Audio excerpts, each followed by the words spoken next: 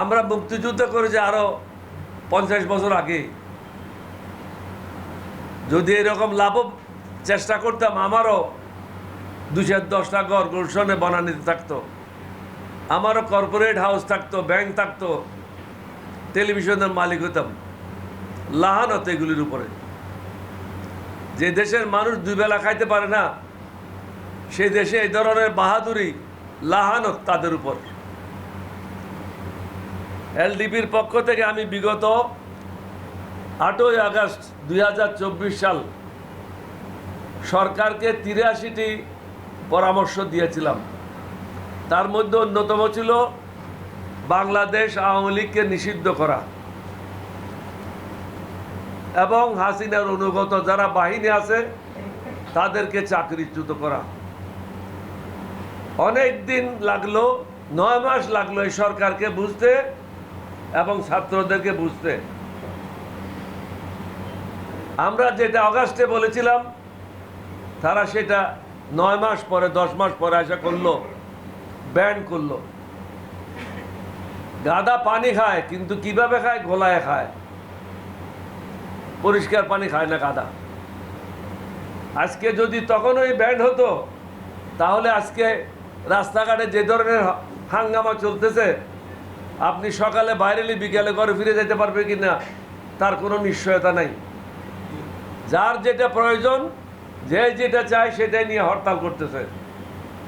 কেউ মেয়র হতে চায়, কেউ মেয়র হতে বের হতে চায়, কেউ কোনো পদে যাইতে চায়, কেউ ওই পদ থেকে তাকে বের করতে চায়, কেউ চাকরি চায়, কেউ চুরির জন্য চাকরি হারিয়েছে, কেউ ন্যায়সঙ্গতভাবে চাকরি থাকার কথা চাকরি হারিয়েছে, এবং সব এখন একাকার হয়ে 18 কোটি মানুষের জীবন দুর্বিষহ করেছে।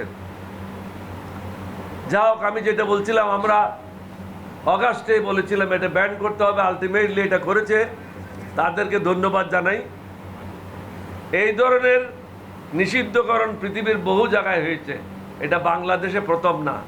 অন্তত 20টা দেশে এই ধরনের পার্টিদেরকে নিষিদ্ধ করা হয়েছে। ইতিমধ্যে দেশের অনেক ক্ষতি হয়েছে, তার জবাবদিহি রাজনৈতিক দল ও সরকারকে একদিন করতে হবে। কিছু কিছু রাজনৈতিক দলও, আমরা যখন বলছিলাম এটা তাদের কর্মকাণ্ড বন্ধ করতে হবে, অনেকগুলি রাজনৈতিক দলও আমাদের সাথে একমত হয় নাই। তাদেরকেও জনগণের কাঠগড়ায় দাঁড়াইতে হবে। এমপি হওয়া, মন্ত্রী হওয়া কিছুই না, মানুষ হয়ে মৃত্যুবরণ করাটাই সবচেয়ে বড় জিনিস। কোনো দেশকে আমরা শত্রু মনে করি না। আমাদের দ্বারা কারো ক্ষতি হোক তা আমরা কামনা করি না, কারণ ইসলাম একটি সাম্য এবং শান্তির ধর্ম। কোনো ধরনের অন্যায় কাজ করতে ইসলাম ধর্ম অনুমতি দেয় না। অন্যদিকে ভারতের লোকজন না, ভারত সরকার অব্যাহতভাবে 1972 সালের পর হতে এদেশের মুসলমানদের ধ্বংস করার কাজে লিপ্ত রয়েছে। ভারতে মসজিদ ভেঙে ফেলছে, মাদ্রাসা ভেঙে দিচ্ছে এবং মাজার ভেঙে দিচ্ছে, মসজিদ ভেঙে মন্দির করছে, কিন্তু আমরা কখনো আপত্তি করি নাই, কারণ এটা ভারতের আভ্যন্তরীণ ব্যাপার। কিন্তু অন্যদিকে ভারত বলে আমরা তোমাদের বন্ধু। আমাদের বন্ধু যদি 2008 সালে বন্ধুত্ব কোথায় ছিল? যখন ফখরুদ্দিন মঈনুদ্দিনকে দিয়ে হাসিনাকে ক্ষমতা আনলা। 2008 সালে বন্ধুত্ব কোথায় ছিল? যখন সুজাতা সিং এসে বলল, মনে হলো তার বাপের দেশ, এটা বাংলাদেশ না, মনে হলো সুজাতার বাপের এই দেশ। আসে কি বলল? কে ইলেকশনে যাবেন জানি না, নির্বাচন হবে, তুমি কে বেটি?